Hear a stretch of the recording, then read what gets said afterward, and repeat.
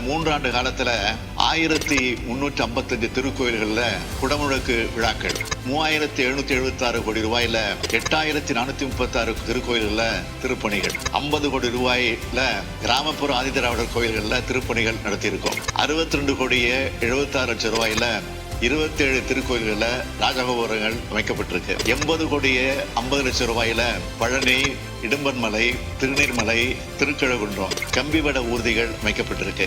5577 கோடி ரூபாய் மதிப்புடைய 6140 ஏக்கர் கோயில் நிலங்கள் ஆக்கிரமிப்பிலிருந்து மீட்கப்பட்டிருக்கு. 756 திருக்கோயில்கள்ல நாள் முழுவதும் அன்னதானம் வழங்கும் திட்டம் செயல்பாட்டில் இருக்கு. 1,59,507 ஏக்கர் நிலங்கள் அளவீடு செய்யப்பட்டு 64,522 கற்கள் நடப்பட்டுள்ளன. 4,189 ஏக்கர் நிலம் மீண்டும் கோயில் பேர்ல பட்டா செய்யப்பட்டிருக்கு. இப்போ நான் சொன்னதெல்லாம் மிகவும் குறைவு.